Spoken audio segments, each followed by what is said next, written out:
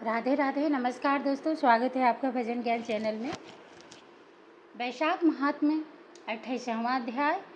इसके पहले मेरे सारे अध्याय मेरे चैनल पे पड़े हैं और ये सारे महात्म्य आपको सुनना चाहिए। वैशाख मास में सुनने से क्या होगा कि हमें बहुत सारी जानकारी प्राप्त होगी। अगर इस बार आपने नहीं कुछ किया है तो अगला बार जब वैशाख आएगा तो बहुत सारी चीज़ों की जानकारी, आपको बहुत सारी चीज़ें पता हो जाएगा पहले से। तो इसलिए सारे अध्याय है ज़रूर सुनिए। सुतदेव जी बोले, अब मैं इसके पाप नाशक महात्म्य का वर्णन करता हूँ।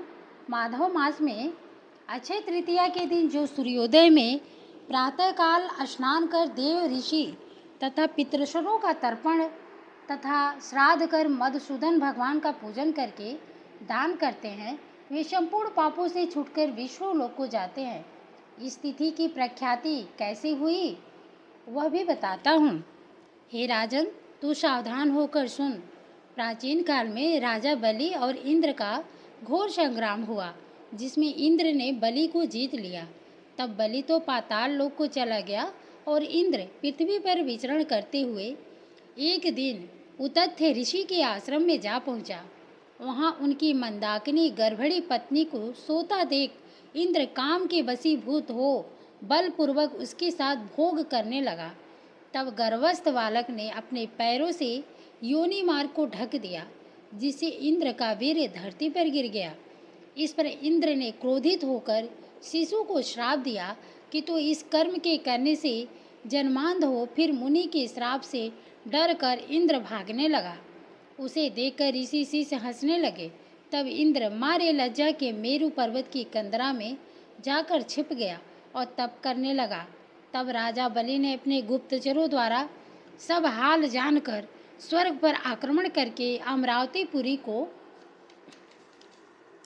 घेर लिया और देवताओं तथा दिक्पालों की सभी विभूतियों को अपने अधिकार में ले लिया और देवताओं का राज्य भोगने लगा। तब अग्नि आदि सब देवता दैत्यों से दुखी होकर बृहस्पति जी के पास गए और सब वृतांत सुनाया और कहा कि बिना राजा के हम अनाथ हो गए हैं। सो आप विचारिए कि स्वर्ग के राजा इंद्र कहाँ गए और कब आएंगे। तब देवगुरु बृहस्पति जी ने इंद्र का रसातल में बलि को जीत कर उतथ्य के आश्रम में जाना और ऋषि पत्नी के साथ बलपूर्वक भोग करना और शिष्यों से अपमानित हो कंदरा में छिपने का समस्त वृतांत देवताओं को सुनाया और कहा कि इंद्र सची सहित गुफा में घुसा हुआ है और अपने किए हुए कर्म का पश्चाताप कर रहा है। तब देवता उसी कंदरा में पहुँचे और इंद्र को देख सब उसके बल की प्रशंसा करने लगे और कहने लगे, हे देवताओं के स्वामी, आपके बिना दैत्यों ने हमको बड़ा क्लेश दिया है।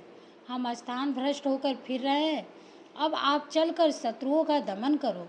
तब इंद्र कहने लगा कि पर स्त्री गमन के दोष से मेरा बल, वीर, यश, मंत्र, शक्ति, विद्या शक्ति सब नष्ट हो गई है। इसी कारण मैं इस गुप्त स्थान पर निवास कर रहा हूँ। इंद्र की बात सुनकर बृहस्पति जी ने कहा, हे इंद्र, अक्षय तृतीया को जिसमें स्नान आदि से मनुष्यों को हजारों पाप नष्ट हो जाते हैं और बल, वीर तथा ऐश्वर्य बढ़ता है, तुम स्नान करो। इंद्र ने वैशाखोक्त धर्म किया। अब भक्ति तथा मुक्ति देने वाले धर्म कार्य से उसका बल, वीर आदि सब पूर्वत बढ़ गए तथा पर स्त्री गमन दोष भी नष्ट हो गया।